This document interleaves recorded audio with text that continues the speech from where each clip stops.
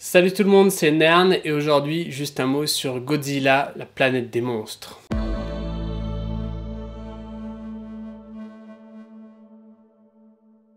Alors, ce nouveau film Godzilla est une production donc de Toho Company. Il s'agit du 32e film Godzilla et premier en version animée. Ce nouveau film s'inscrit donc dans le reboot récent de la saga Godzilla réalisée par Toho Company, qui n'a rien à voir avec le Monsterverse que développe Legendary Company Studio Picture. Résumons. Dans un avenir plutôt proche, les habitants de la Terre, subissant les attaques constantes de monstres géants, en particulier Godzilla, décident, grâce à l'aide de deux races extraterrestres qui passaient par là, ils décident de quitter la planète et de partir en exil à la recherche d'un nouveau monde. 22 ans plus tard, l'échec d'une tentative de colonisation d'une planète semble-t-il plus dangereuse que la Terre mais viable, et l'apparition d'un rapport au sein de la population du vaisseau présentant une solution pour tuer Godzilla, les autorités du vaisseau décident de retourner sur Terre, dans l'espoir secret que Godzilla ne soit plus présent, mais avec l'espoir potentiel de le tuer s'il est toujours présent. Donc, qu'en est-il de ce Godzilla? Comme d'hab, les plus, les moins, c'est parti. Bon, pour commencer, on va faire simplement le côté esthétique. La 3D, alors moi, elle me rappelle un peu ce que j'ai vu dans les jeux vidéo type Fire Emblem, les deux derniers qui sont sortis sur DS. Et moi, j'aime beaucoup ce genre de 3D là, un peu épuré. C'est de la très bonne 3D, graphiquement c'est très joli, les designs des vaisseaux sont très bons, et l'ambiance générale est chouette. Donc sur tout ce qui est graphique, pour moi, c'est du tout bon. Deuxième point positif, l'utilisation du concept qui veut que le temps soit plus lent pour une personne allant à une vitesse proche de la lumière que pour le reste de l'univers. Cela entraîne que, après leur long voyage à travers le cosmos, les humains n'ont vécu que 20 ans, de leur point de vue il s'est passé 20 ans, mais sur Terre il s'est passé 20 000 ans. 20 000 ans 10 000 ans. Bon, il s'est passé vachement de temps. Et ça c'est vachement cool parce que ça a complètement bouleversé l'apparence de la Terre qui est devenue une sorte de jungle géante.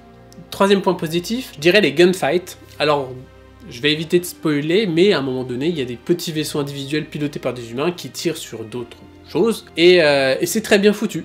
Et c'est très bien foutu. Pour un film d'animation où il n'y a pas vraiment d'ennemis technologiquement avancés, il y a quand même un peu de tension dans ce genre de bataille, et c'est très cool. Autre point positif se retrouve justement à ces moments-là vers le combat final où il y a une bonne intensité dans l'action. Bon, mais là maintenant on va passer au négatif, avec le premier gros point négatif, qui est peut-être d'ailleurs le pire, c'est que le héros est un putain de connard. Ouais. C'est ce que j'ai noté. J'ai noté le héros est un gros con. Ouais. Moi j'ai du mal avec ce genre de héros parce que c'est un connard, fanatique et suicidaire. Alors, je sais pas si c'est un archétype au Japon qui marche bien, mais moi ça me révulse un peu. Heureusement qu'il y a d'autres personnages autour de lui, sinon ce serait difficilement supportable de le voir gesticuler et hurler à la gloire de l'humanité, à la suprématie humaine sur Terre, tout cela. Deuxième point négatif, concernant la parité. Alors, des personnages principaux masculins, il y en a une plâtrée. Il y en a au moins 5 ou 6. Par contre, des personnages féminins principaux, alors... Il y a un personnage féminin, qui est plutôt secondaire, et c'est tout. Et ça, c'est très gênant qu'il n'y ait pas de personnage féminin intéressant. Alors, encore une fois, est-ce que c'est dû au côté japonais, ou est-ce que par la suite, c'est fait pour mettre une sorte de perspective pour la suite? Car ce que je n'ai pas dit, c'est que ce film 1 est en fait le premier d'une trilogie à venir. Donc, et on va finir pour les points négatifs avec simplement le plan des gens. Alors, je ne demande pas non plus qu'ils appliquent le superbe plan qu'un des personnages principaux présente, à savoir s'installer sur la Lune et organiser des razzias très rapides sur Terre, en fait. C'est-à-dire s'installer sur la Lune et envoyer ponctuellement des vaisseaux sur Terre récupérer des ressources, ce qui est un plan exceptionnellement bon. D'ailleurs, je comprends pas pourquoi les humains sont partis dans le cosmos, hein. Vu qu'ils ont vécu tout le temps dans un vaisseau, ils auraient pu se mettre en orbite et grappiller et créer carrément une station spatiale géante et grappiller des ressources sur Terre. Bon, je comprends que l'idée que les humains ont envie de vivre sur une planète, sur un monde, voilà, alors ils partent à essayer de trouver. Mais bon, voilà, tu restes pas 20 ans à te galérer dans l'espace quand tu sais que tu as une planète sur laquelle tu as des ressources et que le seul problème c'est des monstres géants qui vont pas très vite au final. Donc oui, les villes seront détruites, mais s'il n'y a pas de ville... C'est-à-dire, même s'il y a une centaine de monstres, la planète est grande. Ils ont le temps de se poser, collecter des ressources, repartir sans problème. Donc voilà, ça c'est le dernier point négatif. On passe au mouet. Premier point mouet, en fait... alors, Godzilla, du point de vue d'un occidental, c'est juste un monstre géant qui attaque. Mais ce n'est pas que ça. Alors, dans l'univers de Godzilla, car oui, il y a un univers de Godzilla, déjà, il y a plein d'autres monstres, mais aussi, il y a plein d'extraterrestres. Ça, c'est développé dans les films de la Toho au Japon, et très peu dans ce qu'on connaît nous, à part un peu dans la série animée Godzilla Junior, où il y avait un moment donné des extraterrestres. Mais toujours est-il que là, c'est un reboot, et on commence direct avec une humanité qui vit avec deux autres races humanoïdes, et c'est pas très bien présenté. On comprend que c'est des extraterrestres, il y en a un qui ont des sortes de plaques frontales, un peu comme les Klingons, et d'autres qui ont des oreilles un peu particulières, un peu comme des elfes, et c'est je crois que c'est en résonance avec des races qui avaient été présentées dans les anciens films qui ont été rebootés, donc voilà. Et je pense qu'il y aurait eu moyen de plus les développer. Alors, est-ce que ces races ont été plus introduites dans les autres films de ce reboot, sachant qu'il y a eu un film avant ce film d'animation, que je vais regarder un de ces quatre et je vous en parlerai peut-être, et qu'il y a eu aussi un roman, semble-t-il, Godzilla Apocalypse. D'ailleurs, est-ce que ces films se suivent, sachant que là c'est une trilogie qui va se suivre, mais est-ce que les précédents films et les suivants s'intégreront dans un univers, une chronologie? Mais toujours est-il que ces deux races extraterrestres ont été présentées très succinctement. Il y en a une qui semble-t-il être religieuse, et l'autre qui ressemble plus aux humains, en fait, dont leur planète a été détruite par un trou noir, et qui ont voulu s'installer sur Terre au moment où Godzilla et sa bande de monstres ont attaqué. Ça a amené... c'est un peu con pour eux, quoi, c'est dommage, hein. Ils seraient arrivés 100 ans plus tôt, ils auraient eu le temps de s'installer. Et voilà, et c'est l'univers global de Godzilla qui a été développé pendant des années par la Toho, est ici résumé assez rapidement, et c'est un peu compliqué pour une personne qui n'a pas l'habitude de l'univers Godzilla autre que ce qu'on connaît en Occident.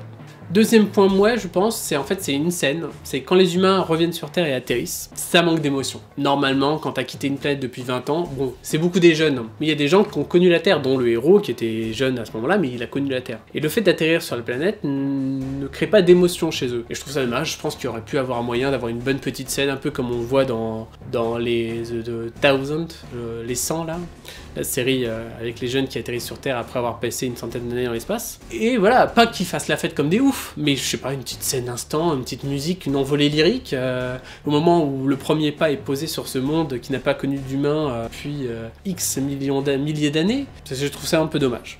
Troisième point ouais se trouve dans la texture des monstres. Alors je sais pas si c'est volontaire, parce que j'ai lu que pour le précédent film de ce reboot, ils ont voulu vraiment que la texture du Godzilla fasse un peu plastique, comme...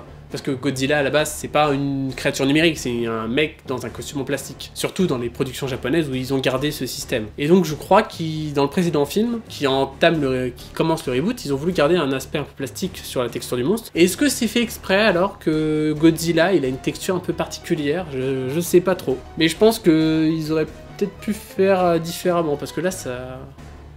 c'est particulier, c'est particulier. Bah, vous verrez si vous regardez, ou si vous avez déjà vu, mais voilà, la texture m'a pas tellement accroché. Et donc on va terminer le dernier point mouais, enfin non, l'avant-dernier point mouais, c'est le True Godzilla. Je l'ai trouvé un peu too much. Un peu. Il est même un peu too much. Bon, voilà. Et le vrai point mouais, et là je vais vous dire c'est spoil, donc si vous n'avez pas vu le film et que vous voulez pas vous faire spoiler, bon c'est la dernière scène, hein, la dernière scène après le générique. Mais alors, le final est un peu mouais, et même carrément mouais le final, il est un peu... voilà. Par contre, hein, la scène post-générique, elle ouvre des perspectives vachement intéressantes, et justement, comme j'ai dit, ça peut remettre en cause toute l'idée du film du premier, parce que c'est beaucoup ça, le héros est un connard, imbu de lui-même, à fond pour les humains, la Terre nous appartient, les monstres nous ont détruits, allons les niquer. Et la dernière scène nous présente, semble-t-il, une jeune femme soignant le héros, dans un environnement qui semble être quelque chose de naturel. Ça laisse à penser évidemment que sur Terre, des humains ont continué à exister après le départ de nos héros et se sont développés à leur sauce dans un univers peuplé de monstres géants et de sortes de dragons bizarres. Et ça met une perspective intéressante parce que ça veut dire que les monstres géants n'en ont pas après les humains spécialement, ils en ont après l'excès d'industrialisation en quelque sorte. Ils ont détruit les villes, mais ils n'ont pas détruit les hommes. Et ça peut amener à quelque chose de très intéressant, un peu à la Nausicaa peut-être, par la suite, avec des humains très liés à la nature, avec pas forcément une connexion avec les monstres, mais qui peuvent comprendre comment éviter leur attaque, comment les apaiser. Et donc, ça me laisse assez positif, cette scène post-générique. Voilà, donc Godzilla, la planète des monstres. C'est un bon petit film de... Je dirais pas SF, parce que les monstres géants, c'est pas de la science-fiction. C'est un film de kaiju, voilà.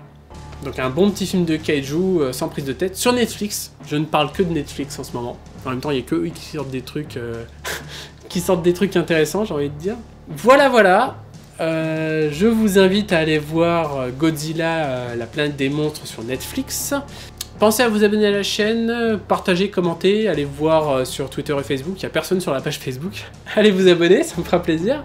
Pareil sur Twitter, surtout que des fois je mets des petits commentaires. Là, dernièrement, j'ai mis ma petite critique juste un mot sur la nouvelle série justement de Netflix en animé, Violette, machin chose, je sais plus c'est quoi. Bon, je m'arrête là. Je vous dis salut. Salut!